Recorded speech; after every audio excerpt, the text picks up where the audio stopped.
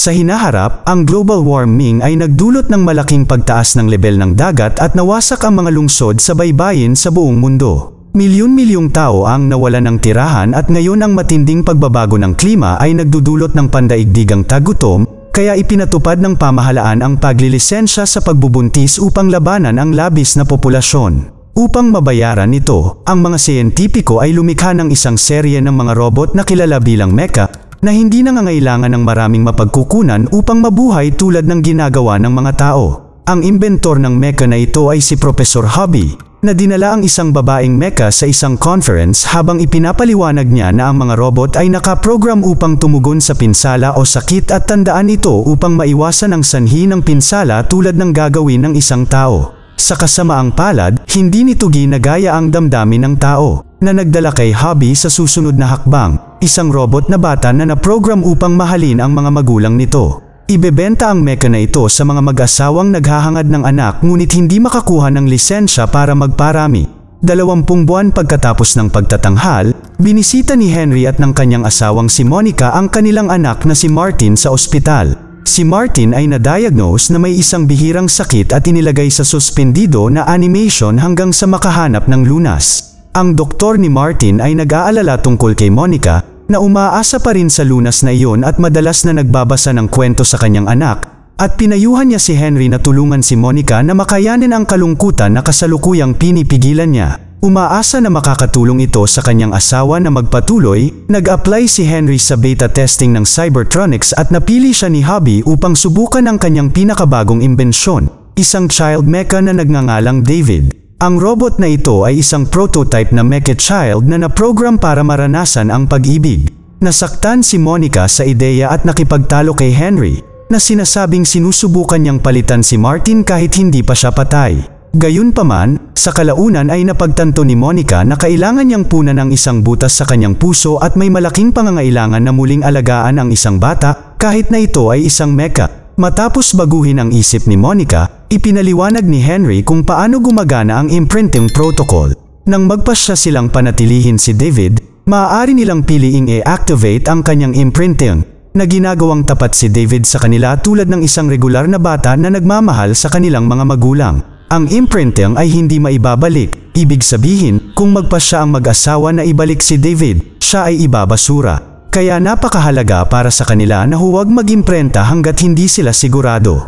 Kinagabihan, pinapasok ni Monica at Henry si David sa lumang silid ni Martin. Si David ay sabik na makibagay at pasayahin ang kanyang mga magulang, ngunit ang pag-alala na hindi siya totoo ay nagpakaba kay Monica at sa huli ay pinagsarahan siya ng pinto nang hilingin itong bihisan siya. Kinaumagahan, pinapanood ni David si Monica na naghahanda ng almusal na may pagkamausisa. Patuloy niya itong pinapanood sa araw na iyon habang ginagawa niya ang kanyang mga gawain, kahit anong pilit ni Monica na hindi siya pansinin.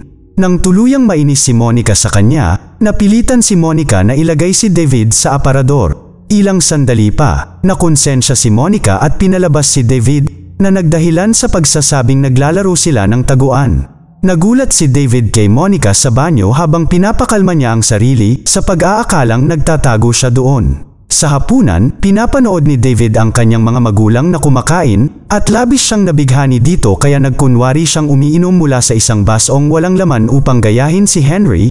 Pagkatapos ay kinopya niya si Monica kung paano niya kinakain ang pasta. Nang maipit ang noodles sa bibig ni Monica, napatawa si David na ikinagulat ng kanyang mga magulang na sumabay sa pagtawa. Kinagabihan, nang ihanda ni Monica si David para matulog, sa wakas ay inaalagaan niya ito na parang tunay niyang anak. Gayunpaman, ito rin ay nagpapaalala sa kanya kay Martin sa ospital na nagpaiyak sa kanya. Kinaumagahan, nagpasya si Monica na simulan ang imprinting protocol pagdating sa mga tuntunin sa katotohanan na kailangan niya si David upang makayanan ang sitwasyon ni Martin. Pagkatapos niyang sabihin ang code na magpapalitaw sa pagmamahal ni David, lumambot ang mukha ng bata, at sa unang pagkakataon ay tinawag niya si Monica na mommy. Dahil dito, mas napalapit si Monica sa kanya lalo na nang niyakap siya nito. Isang gabi, masayang naghahanda si Monica para dumalo sa isang event kasama si Henry. Gayunpaman, nag-aalala si Henry tungkol sa pagmamahal ni Monica para kay David, na nagpapaalala sa kanya na siya ay isang mecha. Ngunit nakikita ni Monica si David bilang isang regalo. Pagdating ni David para magpaalam, May naamoy ang mga magulang at napagtanto nilang naubos na niya ang mamahaling pabango ni Monica. Ang masaklap pa, tinanong ni David si Monica kung mamamatay ba siya balang araw. Kinumpirma ni Monica na mangyayari yun, ngunit ayaw niyang malungkot si David. Kaya kinuha ni Monica ang isang lumang robotic bear na nagngangalang Teddy na dating kay Martin at niregalo ito kay David para makasama niya ito habang wala sila. Maya-maya, ipinakita ni David kay Monica na maaari niyang i-relay ang audio mula sa kanyang telepono sa pamamagitan ng paggawa ng kanyang sarili bilang isang speaker. Ang tawag ay mula kay Henry, na hindi marinig si Monica dahil sa speaker mode ni David. Pagkatapos ng maraming pagsaway kay David, sa wakas ay ibinigay sa kanya ni David ang telepono at nakatanggap si Monica ng ilang malaking balita. Makalipas ang ilang araw, umuwi si Monica kasama si Martin na nagising mula sa kanyang nasuspinde na pagtulog at gumaling na sa kanyang pambihirang sakit. Sa paglipas ng mga araw, tinatreto ni Martin si David na parang isang laruan, hinihiling sa kanya na basagin ang mga bagay para sa kanya at tinatanong kung paano siya ginawa habang hinawakan niya ang kanyang mukha. Nang tanungin ang unang bagay na naaalala niya, gumuhit si David ng isang ibon na may mga balahibo na lumalabas sa buntot. Isang hapon, hiniling ni Martin kay Monica na basahin ang kwento ng Pinocchio sa kanya at kay David. Nalihim na umaasa na tutuyin si David sa kwento. Gayunpaman, si David ay nabighani sa ideya ng isang puppet na naging isang tunay na batang lalaki. Sa tanghalian, tinukso ni Martin si David sa isang paligsahan sa pagkain. Nataranta sina Monica at Henry, alam nilang masisira si David sa gagawin niyang ito. Ngunit hindi nakinig ang mga lalaki sa kanilang mga babala at patuloy silang kumakain. Sa huli, huminto si David nang yumuko ang isang bahagi ng kanyang mukha na nagpatakot sa lahat. Pagkatapos, kinuha si David para ayusin habang hawak ni Monica ang kanyang kamay. Gayunpaman, ang pagdinig sa kanya na sabihin na hindi ito masakit ay nagpabigla sa kanya. Dahil sa sobrang pag-aalala ng kanyang ina kay David ay nagselos si Martin, kaya pag-uwi nila, niloko niya si David na palihim na gupitin ang buhok ni Monica habang natutulog ito sa pamamagitan ng pagsasabi sa kanya na mamahalin siya nito. Noong una, tumanggi si David, ngunit minamanipula siya ni Martin hanggang sa pumayag siya. Pagkatapos ay pumasok si David sa kwarto ng mga magulang upang gupitin ang buhok ni Monica gamit ang isang pares ng gunting, ngunit sa sandaling iyon, lumingon si Monica at halos masugatan ng talem. Nagising si Henry nang sumigaw si Monica at galit na niyugyug niya si David. Hinihingi niyang malaman kung bakit niya ginawa iyon hanggang sa pigilan siya ni Monica. Ilang buhok ang bumagsak sa sahig at nakita ni Teddy.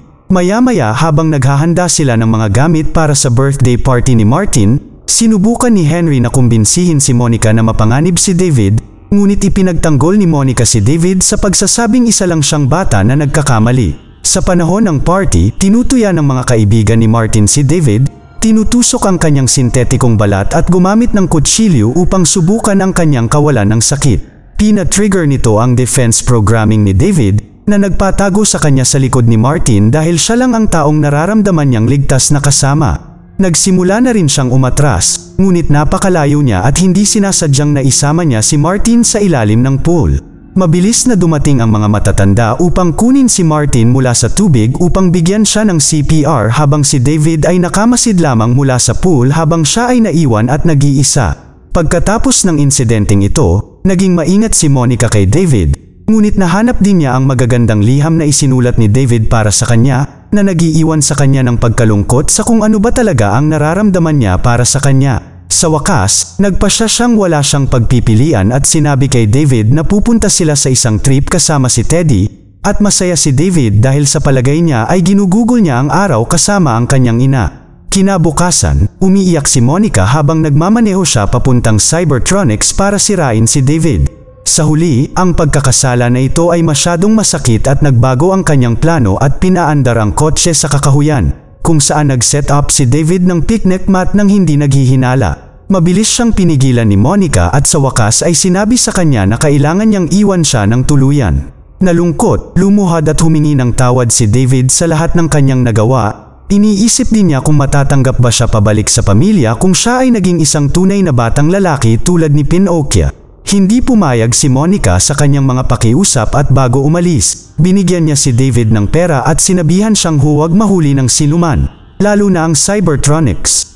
Niyakap siya ni David at ayaw siyang pakawalan, kaya kinailangan siyang itulak ni Monica na ikinagulat nilang dalawa. Pagkatapos ay humingi siya ng tawad at nagmaneho, naiwan si David na nakatingin sa sasakyan sa malayo. Samantala sa Rouge City, isang meka na nagngangalang Joe ang emosyonal na umaaliw sa kanyang kliyente bago magpalipas ng gabi sa kanya na kanyang trabaho. Pagkatapos, dumaan si Joe sa bayan para makilala ang susunod niyang kliyente sa isang hotel. Hiniling ng may-ari kay Joe ang kanyang operating license badge bilang isang anti-robot group na kilala bilang Flash Fair ay naghahanap ng mga stray mecha sa bayan. Pagkatapos ay binago ni Joe ang kulay ng kanyang buhok bago pumunta sa silid ng kanyang kliyente. Pag-upo niya sa kama, laking gulat niya nang makitang basa ito ng dugo at patay na pala ang kliyente niya. Sa sandaling iyon ay may lumabas na lalaki sa silid na nagpapatunay na siya ang pumatay sa babae. Napagtanto ni Joe na sinet up siya at agad na tumakbo palayo upang magtago sa isang eskinita, kung saan gumamit siya ng isang maliit na talem upang alisin ang kanyang operating license badge para hindi siya matrace. Sa kakahuyan, sinabi ni David kay Teddy na gusto niyang hanapin ang asul na diwata mula kay Pinocchio para maging isang tunay na lalaki. Biglang dumaan ang isang garbage truck para itapon ang mga scrap parts, at maraming mga abandonadong mecha ang sumulpot upang maghanap sa basurahan para ayusin ang kanilang mga sarili. Habang nanonood si David nang hindi makapaniwala sa kanyang nakikita, nagpakita rin si Joe, at mayroong isang hugis buwan na sasakyang panghimpapawid na sumusunod sa kanya. Ito pala ang grupong Flash Fair, at ang mga mecha ay agad na nagsimulang tumakbo palayo sa takot habang sila ay tinutugis. Kinikidnap ng grupong ito ang mga mecha at sinisira sila sa isang palabas para patunayan ang kanilang kampanya laban sa robot. Gumagamit sila ng scanner sa kanilang sasakyang panghimpapawid upang sundan ang mga mecha. Ngunit mayroon ding isang grupo sa kanila na lumilitaw sa kagubatan na nakasakay sa mga motorsiklo na nagsimulang habulin ang mga mecha sa kakahuyan. Sa kalaunan ay pumasok sa isang maliit na bayan. Ang mga taong ito ay nagpapaputok ng mga magnetic disc upang bitagin ang mga robot at ilang mga mecha ang malungkot na nakuha, ngunit pinamamahalaan ni David at Teddy na sundan ang ilang mecha sa isang inabandonang cottage at makilala ang isang yaya na mecha na nag-aalok ng pangangalaga sa kanya. Sa kasamaang palad, nahanap pa rin ng mga motorista ang maliit na bahay at sinira ang pader para makuha silang lahat habang dinadala ng sasakyang panghimpapawid si Joe sa isang hawla. Habang nagpupumiglas, sinubukan ni David na hawakan si Teddy, ngunit nahulog siya. Hindi bababa sa isang grupo ng mga sanga ang nabali sa kanyang pagkahulog, kaya mabilis siyang nakabawi at hinabol ang sasakyang panghimpapawid. Mamaya sa palabas ng Flash Fair show, si Teddy ay sinundo ng mga empleyado at itinapon sa Lost and Found. Sa stadium, ang mga tao ay nagsasaya habang ang mga luma at inabandonang mecha ay patuloy na nasisira sa pamamagitan ng pagtulak sa loob ng mga kanyan at pinapaputukan. Isang takot na si David ang humawak sa kamay ni Joe na nagulat sa paghawak nito. Samantala, nagawa ni Teddy na makaalis sa Lost and Found at nahanap si David sa isang hawla. Sa sandaling iyon, kinuha ng isang batang babae si Teddy at nakita si David na iniisip na siya ay isang tunay na lalaki. Pagkatapos ay nilapitan ng batang babae ang kanyang ama na isa sa mga programmer ng palabas, at ang lalaki ay nabalisa ng marinig na ang isang batang lalaki ay kabilang sa mga mecha. Bumalik sa hawla, nalaman ni David mula sa iba pang mga mecha na sinisira sila ng mga tao upang mapanatili ang higit na kalamangan. Pagkatapos ay nilapitan ng ama ng batang babae si David at gumamit ng portable x-ray upang matiyak na si David ay isang robot. Ang ama ay nagulat at nabighani sa advanced na sistema ni David, ngunit ang showrunner ay hindi natuwa at nagkaroon ng pagtatalo habang pinapanood ni David ang yaya na mecha na nabuhusan ng asido bilang bahagi ng isang laro. Iginiit ng showrunner na ilagay din si David sa palabas, hindi pinapansin ang mga paliwanag ng programmer kung gaano kahalaga si David. Pagkatapos ay kinuha ng showrunner si David, at dahil hawak niya ang kamay ni Joe para sa kaligtasan, pareho silang kinaladkad papunta sa field at sa acid trap. Habang inihaharap ng showrunner si David sa karamihan, sinabi niya ang tungkol sa kung paano nilalait ng Mecha Child ang populasyon ng tao. Gayunpaman, tumahimik ang karamihan dahil hindi sila sanay na makakita ng mga bata sa palabas at ngayon ay nakaramdam sila ng awa. Biglang bumagsak ang asido sa mga balikat ni David, kaya napasigaw siya at napaiyak sa takot. Nakumbinsi nito ang mga tao na si David ay isang tunay na bata at sila ay labis na natakot kung kaya't sila ay nagalit sa showrunner. Naghahagis ng mga bagay sa kanya habang ang ama ng babae ay nagutos sa mga gwardya na palayain sina David at Joe bago magsimula ang kaguluhan na nagpapahintulot sa dalawa na makatakas sa kaligtasan. Sa opisina ni Hobby, mayroong iba't ibang mga larawan ni David habang lumalaki siya, at ipinahayag na siya ay dinisenyo pagkatapos ng yumaong anak ni Hobby. Dumating ang isang team para iulat na nakita si David sa Flash Fair at tinitiyak nila kay Hobby na maayos ang mecha. Bumalik sa kakahuyan, nag-freeze sina David at Teddy nang bigla nilang makita ang buwan. Iniisip na ito ang sasakyang panghimpapawid ng Flash Fair. Para makasigurado, dumaan sila sa ibang ruta at ibinahagi ni David kay Joe ang kanyang nais na mahanap ang Blue Fairy.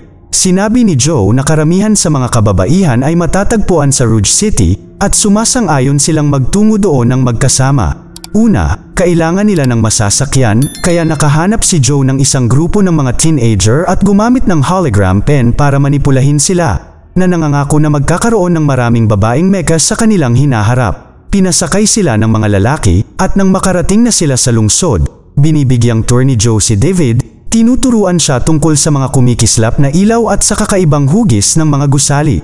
Si David ay nabighani sa isang estatwa ng isang anghel dahil sa tingin niya ito ay ang Blue Fairy at sinubukang pumasok sa simbahan, ngunit pinaalis siya ni Joe. Sa kalaunan, nakipagkita sila kay Dr. No, isang programa na nagsisilbing isang all-knowing encyclopedia. Gamit ang perang ibinigay sa kanya ni Monica, nalaman ni David mula kay Dr. No na ang Blue Fairy ay nasa end of the world. Ang impormasyong ito ay nagmula sa isang quote ni Hobby. Hindi ito gusto ni Joe dahil alam niyang hindi na makakabalik ang mga mecha na pupunta sa dulo ng mundo. Kaya sinubukan niyang ipaliwanag kay David na kinasusuklaman ng mga tao ang mga robot. Gayunpaman, iginiit ni David na mamahalin siya ni Monica kung siya ay magiging isang tunay na lalaki. Hindi naniniwala kay Joe nang sinabi niyang ang isang tao ay hindi kailanman maaaring magmahal ng isang mecha at sumisigaw sa kanya para sa pakikitungo upang ipahiwatig ang kabaligtaran. Nang umalis sila sa tindahan ni No, nahanap sila ng mga pulis at inaresto si Joe, na iniisip pa rin na pinatay niya ang babae sa hotel. Nagtataka, pumasok si David sa driver's seat ng helicopter at pinaandar ito. Ngunit malinaw naman, hindi niya ito makontrol at ang kanyang pagkontrol dito ay nagdudulot ng malaking kaguluhan sa paligid ng lungsod. Nakakasira ng mga bagay at halos makatama ng mga tao. Habang nagtatakbuhan ang mga mamamayan sa gulat, ginagamit ni Joe ang pagkagambala upang takasan ang mga pulis at muling makasama si David.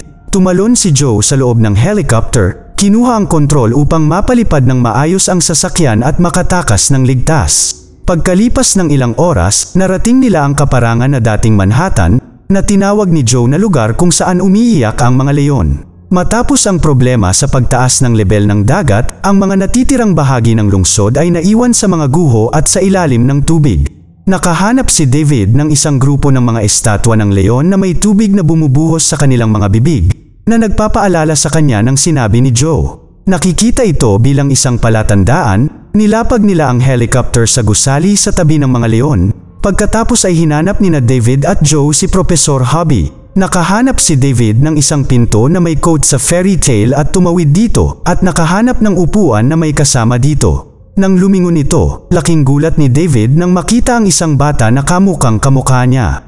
Ang isa pang David ay ngumiti lamang at inanyayahan siyang magbasa kasama niya, na nagsasabi na siya ay totoo. Ngunit ang unang David ay nag-iisip na ang taong ito ay gusto siyang palitan. Galit na galit, kinuha ni David ang isang lampara at hinampas ito sa mesa at sa ulo ng isa pang David, na nagpapakita na ito ay isa ring mecha. Ang isang takot na Joe ay umalis habang si David ay humahampas, sumisigaw na siya ay espesyal at kakaiba. Sa sandaling iyon ay nagpakita si Professor Hobby upang pigilan siya at tiniyak kay David na siya ay isang tunay na batang lalaki, na sinasabing siya ang kanyang sariling Blue Fairy. Ang mga pahiwatig ni Dr. No sa paghahanap sa Blue Fairy ay tahasang ginawa para akayin si David kay Professor Hobby, at sinubukan din ng paglalakbay ang motibasyon ni David upang makita kung ito ay sapat na malakas upang subukan siyang habulin ang isang hindi kilalang panaginip na hindi magagawa ng ibang mga mekaniko. Lumabas si Hobby sa opisina upang tipunin ang kanyang koponan, na iniiwan si David na iniisip ang katotohanan na ang kanyang paglalakbay ay naging bahagi ng disenyo ng ibang tao. Pagkatapos, pumasok si David sa isa pang silid, kung saan nakahanap siya ng ilan pang mecha na kamukha niya, kabilang ang isa na bukas pa. Lumapit siya sa isang bintana at nakita niya ang ibong naaalala niya bilang kanyang unang alaala, na lumabas na isang estatwa sa labas ng opisina. Ilang mga kahon ang inilatag habang si David at ang kanyang babaeng katapat ay mass-produce para ibenta. Napagtanto na hindi siya kakaiba, lumabas si David at nagpahulog sa tubig habang nanonood si Joe mula sa helicopter. Sa ilalim ng tubig, dinadala ng isang bungkus ng isda si David hanggang sa mahulog siya sa harap ng isang bagay na nakakuha ng kanyang atensyon. Inabot ito ni David, ngunit nahanap muna siya ni Joe at hinayla siya palayo gamit ang nakataas na braso ng helicopter. Nang makalabas na siya, napagtanto ni David na natagpuan niya ang Blue Fairy sa ilalim ng tubig. Sa kasamaang palad, bago pa sila makapunta, biglang na-magnetize si Joe ng isang police helicopter na umaaligid sa itaas nila. Nagpaalam si Joe kay David na hinihiling sa kanya na sabihin ang kanyang kwento sa mga kababaihan kapag siya ay lumaki bilang isang tunay na lalaki. Pagkatapos ay ina-activate niya ang submarine mode ng helicopter bago lumutang. Determinado na hanapin ang Blue Fairy, pinapilot ni David ang binagong helicopter sa isang inabandunang karnabal kasama si Teddy sa tabi niya. Pinapanood nila ang lahat ng mga atraksyon na kumakatawan sa mga fairy tales at kalaunan ay nadiskubre si Pinocchio na sinundan niya hanggang sa huli niyang mahanap ang Blue Fairy statue. Sa sandaling iyon, bumagsak ang Ferris wheel sa ibabaw ng helicopter na nagpatrap sa kanila. Si David ay walang pakialam, tumitingin lamang siya para sa asul na diwata at nakikiusap sa kanya na gawin siyang isang tunay na lalaki. Gayunpaman ang diwata ay hindi tumugon at lumipas ang mga taon na si David ay nananatili pa rin doon. Hindi nawawala ng pag-asa kahit na ang mga ilaw ay nagsimulang mamatay. Pagkalipas ng 2,000 taon, ang mundo ay nababalot ng yelo at nyebe at ang mga tao ay nawala ng ilang sandali. Isang araw, lumitaw ang isang alien spacecraft at lumilipad sa paligid ng Manhattan habang kinokolonya nila ang planeta. Doon nila inilipat ang helicopter ni David, natagpuan siya at si Teddy sa yelo. Mabilis nila siyang muling binuhay at nagpatuloy si David sa pagkumbulsyon bago niya napansin ang asul na diwata sa kanyang harapan. Agad siyang bumaba ng helicopter at nilapitan ang nagyelo na estatwa habang pinagmamasdan siya ng mga alien na nilalang, pagkatapos ay hinawakan niya ang Blue Fairy. Dahilan upang ito ay masira at mabasag sa kanyang harapan. Ginagamit ng mga dayuhan ang pagkakataong ito upang iskan ang memorya ni David upang mas maunawaan ang planeta, at biglang nakita ni David ang kanyang sarili na nakaupo sa mesa sa bahay ni Monica.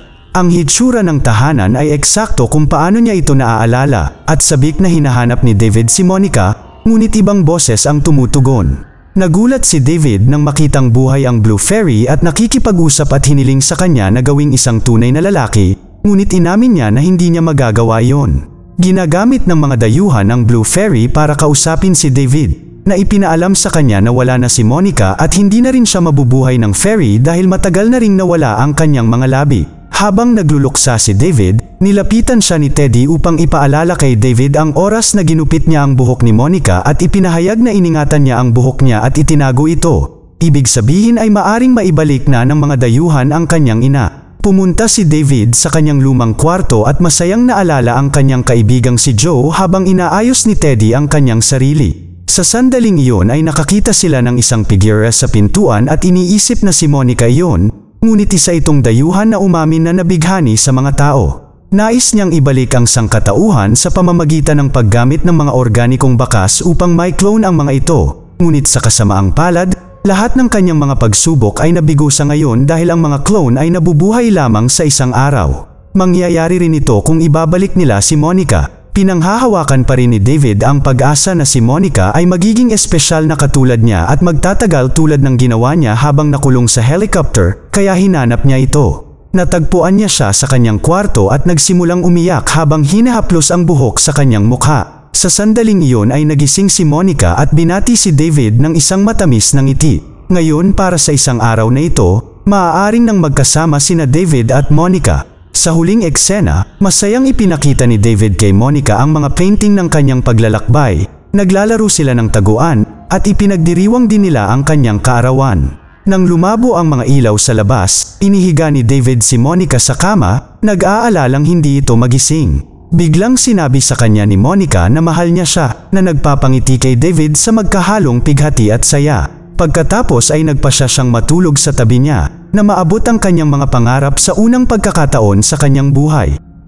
Mag-subscribe para sa higit pang mga video na tulad nito, i-on ang notification, at mag-iwan ng like para matulungan ang aming channel. Salamat sa panunood.